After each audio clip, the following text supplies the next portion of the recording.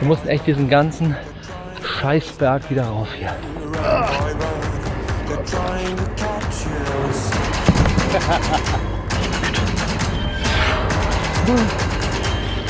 Hilfe! Ich breche nicht ab.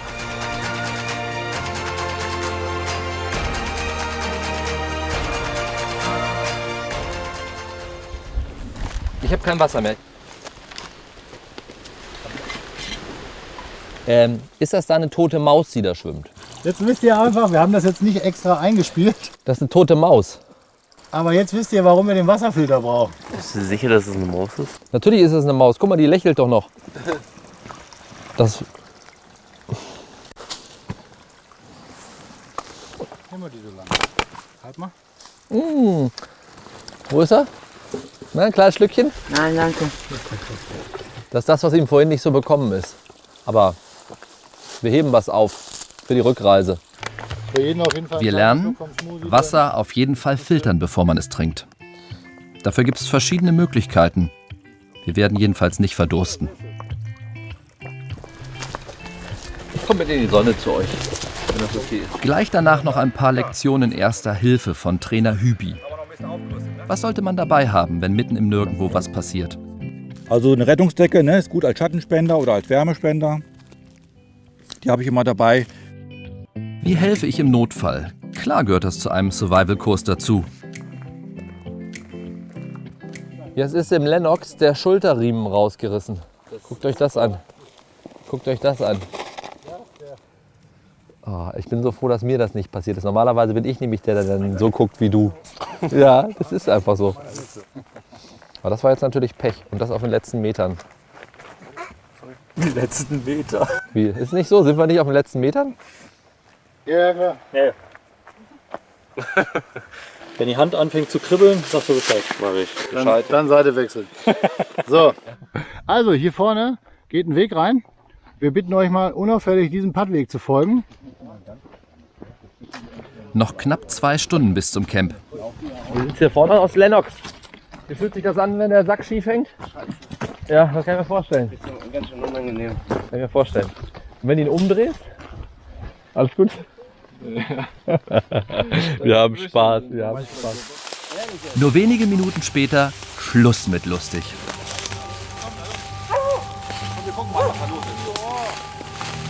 Zwei Verletzte liegen im Wald. Auch wenn die Situation von den Bushcraft-Trainern inszeniert ist, klar ist, alleine können sie nicht weiter. Umfassen, dann einmal über meine Schulter. Wir müssen die beiden aus dem Wald tragen, zusätzlich zu unseren schweren Rucksäcken. Eine unglaubliche Anstrengung.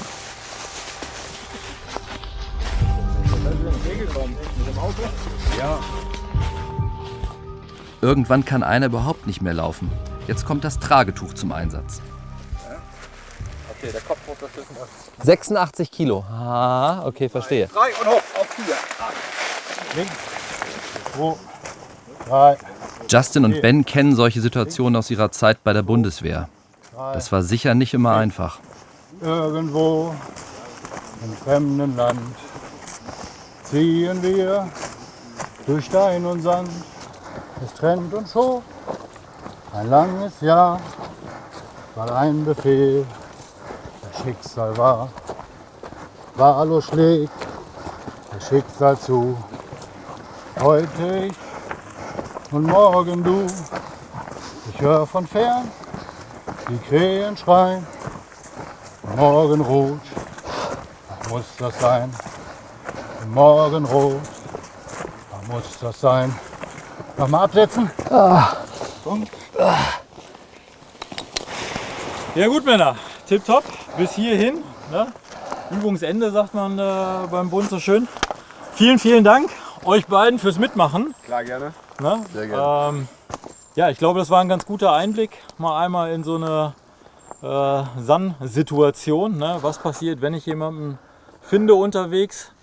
Und wie anstrengend das dann am Ende doch werden kann und wohin sich das alles entwickelt.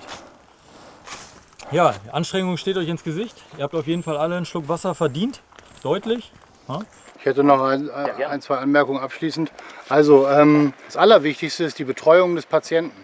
dass ihr einfach mit dem redet, dass ihr für den da seid, dass ihr ihm das Gefühl gibt, er ist nicht alleine und dadurch überprüft ihr auch, ob der euch sozusagen abhaut, dass der irgendwie ohnmächtig wird oder so. Jeder würde jedem das Leben retten. Die beiden sind voll drin in ihrem Element.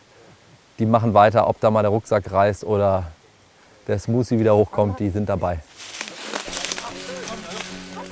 Es ist schon fast dunkel, als wir das Camp erreichen. Was für ein Tag. Ist da Nahrung drin? Martin aus dem Team hat alles vorbereitet. Feuer, Essen. Es ist absolut traumhaft. Und wir haben es tatsächlich bis hierhin geschafft. 2 Tage ohne Dusche, für mich eigentlich undenkbar, aber es funktioniert. Und Lennox, der wird anscheinend gar nicht müde. Das ist natürlich ein romantisches Plätzchen, aber ich bin normalerweise nicht der Mensch, der sich freut, wenn er unter freiem Himmel ist und da übernachten muss. Und ich weiß, dass ich übernachten werde. Aber ich komme hierher und ich fühle mich sofort zu Hause. Also es ist ein großartiges Gefühl. Aber ich glaube... Sehr schön. Was machst du denn da? Ich schminken. Jetzt wird man hier auch noch geschminkt. Aber womit habe ich mir das verdient jetzt? Dass du heute die Tour überlebt hast. Ja, aber du hast doch auch die Tour überlebt. Weißt du, was das bedeutet für dich, mein lieber Glaube Freund? ich. So muss ein Generalsekretär aussehen. Perfekt. Schön. Schön. Ja. Ich danke dir, dass du dabei warst. Du hast das mich wirklich erheitert zwischendurch. Die Sache mit dem Rucksack war großartig, dass du es dann auch durchgezogen hast. Das war großartig. Weil ich, wenn mein Rucksack gerissen wäre, ich hätte dann gesagt, ich schmeiße. Alles richtig gemacht. Das ist einfach schön, ne? Alle sind happy, alle sind glücklich. Es ist ein tolles Gefühl, da irgendwie ein Teil davon zu sein oder dazu beigetragen zu haben. Ne? Das ist so die Auszeichnung, der Lohn, den ich jetzt hier heute Abend mit den anderen Trainern habe. Besser geht's nicht. Hat man ja vorher nie probiert, was man kann. Und wenn man so zumindest nah an seine Grenzen kommt, zwar nicht an die Grenzen, aber wenn man da in die Nähe kommt, kann man halt hier auch mal stolz auf sich selber sein, wenn man halt sowas dann geschafft hat. Verpflegungsempfang!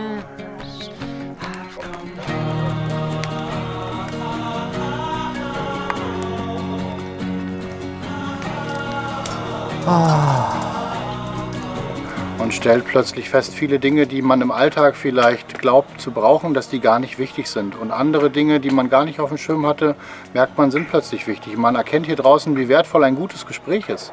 Ja, vielleicht auch mal eine helfende Hand, ein paar aufbauende Worte oder auch nur Kleinigkeiten, die man einfach wieder viel mehr wertschätzt, weil sie hier halt nicht im Überfluss zur Verfügung stehen.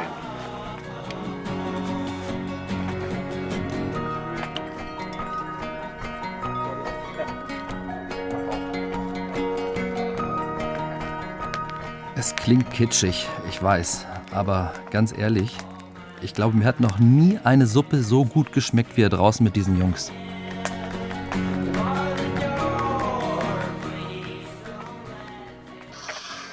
Letzte Nacht hier im Camp.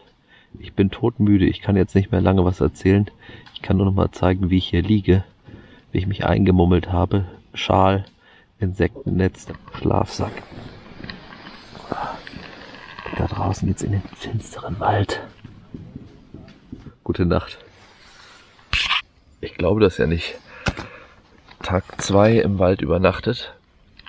Die Sonne kommt jetzt langsam wieder raus. Und das Leben kommt hier ins Camp zurück. Und es gibt richtiges Frühstück. Käsebrot, kein Essen aus der Tüte, das ist der Wahnsinn.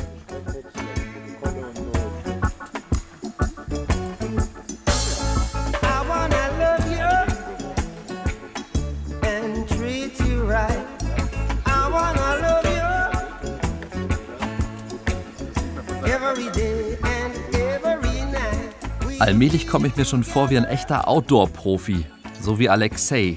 Der macht das jetzt schon zum 3. Mal und will auch beim nächsten Kurs unbedingt wieder dabei sein. Also was ich auch schon bei Wandertouren gemerkt habe, ich bin auch sehr viel alleine gewandert und da nimmt man Zeit für sich selbst. Ne? Da stellt man sich plötzlich Fragen, für die man keine Zeit hatte, nach einer Antwort zu suchen. Also man geht so ein bisschen in sich hinein, man hört ein bisschen mehr so in sich hinein. Da lernt man sich selbst so ein bisschen mehr kennen.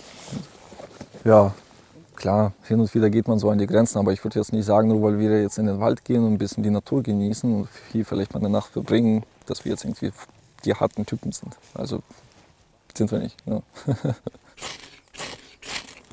So, und schon brennt mein Primärzünder, ne? Danny, du bekommst jetzt von mir den Auftrag. Hier ist Holzwolle. Schmeckt das denn? Annahme übt. Wir wollen jetzt hier quasi gleich wieder ein Feuer entzünden, um zu kochen. Und wollen wir hoffen, dass kein Windstoß kommt. Auch am 3. Tag gehen die Lektionen weiter. Feuer machen ohne Streichhölzer. Und mit der Birkenrinde, die wir gestern gesammelt haben. Yeah! So, jetzt schnell. Sehr gut, jawohl. Bevor Schnell die es Müsselriegel retten. Unser Ansinnen ist es natürlich einfach, jeden, der sich hier raustraut, sozusagen, vielleicht auch unsere Stärke anzubieten als Unterstützung. Ja, gar nicht irgendwie, dass wir jetzt sagen, ja okay, du musst jetzt hier genauso hart sein wie ich, sondern ey, du kannst ruhig auch schwach sein und ich bin dann für dich stark. Und du bringst da bestimmt auch irgendwas anderes mit, wo ich ganz schwach drin bin.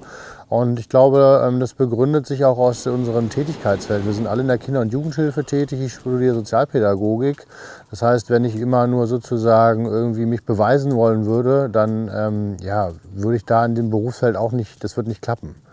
Ja, und so haben wir da deutlich einen empathischen Blick und auch eine Ausrichtung darauf, einfach vielleicht gerade die zu bemächtigen, die sich das von alleine nicht zutrauen.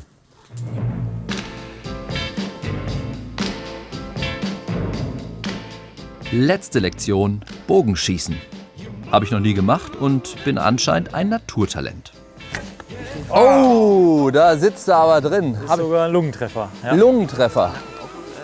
Ben erklärt uns, es geht nicht nur darum zu treffen, sondern ein Ziel vor Augen zu haben, sich zu fokussieren, alles andere auszublenden. Ja. Jawohl, Lunge. Was hier im Wald klappt, vielleicht geht das ja auch da draußen. Vielleicht sollten wir uns alle mal ein bisschen mehr zutrauen. So, genau, dann machen wir einmal hier so einen lockeren Halbkreis. Irgendwie Justin ruft uns ein letztes Mal zusammen. Auch wenn ich mich wirklich auf eine Dusche und mein weiches Bett freue. Ein bisschen wehmütig bin ich schon. Zeit für ein Resümee. Was war gut? Was nicht so? Was war die größte Herausforderung? Ich fand's super. Also das mit dem Rucksack war ein bisschen doof, aber kann man nichts machen. Ich habe halt immer probiert, dann die Herausforderung zu meistern und ich habe es ja geschafft. Dass man sich halt mit anderen Menschen einlassen muss und man kennt sie jetzt vorher nicht und man wird halt in so eine komplett neue Welt gestoßen, mit der man sich erstmal abfinden muss. Das ist, denke ich, das Krasseste und das Schönste, wenn man halt Erfolgserlebnisse hat oder einfach was mit anderen machen kann, die man dann halt doch so kennengelernt hat und man die mag. Meine Sternstunde war tatsächlich das Aufwachen nach der ersten Nacht, wo ich mir gedacht habe, ey, du hast tatsächlich im Wald übernachtet. Es war höllenkalt für mich. Ich hatte wenig Komfort, das ist auch ganz klar. Aber mir ist klar geworden, dass man darauf verzichten kann. Und das ist, glaube ich, auch was ganz Wichtiges. Dankeschön. Jo, sehr gerne. Aaron. Schönste Stunde, das Kanufahren. Vor allem, wenn wir uns auch mal gegenseitig weggerammt haben. Lennox. Also das Beste fand ich jetzt so das Runterklettern bei dem Hang. Das hat mir viel Spaß gemacht. Und dann jetzt auch nochmal mit dem Bogenschießen, das fand ich auch gut. Hab gut getroffen. Auf jeden Fall. Ja. Wo ich mir die Zähne zusammenbeißen musste, das war mein schwerer Rucksack bei der Wandertour. Und die ständige falsche Namensgebung von Danny. Das tut mir echt leid, Sergej.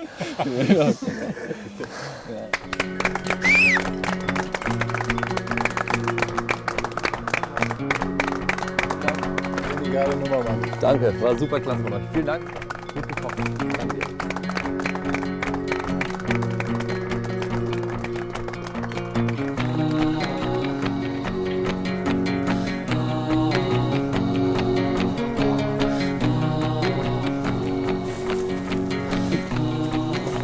Das mag den Anschein erwecken, dass das richtig harte Kerle sind. Die kommen auch klar und die überleben, aber die haben auch einen weichen Kern. Und wir haben tolle Gespräche geführt und wir haben Freundschaften geschlossen, tatsächlich Freundschaften, was eigentlich nicht so einfach geht.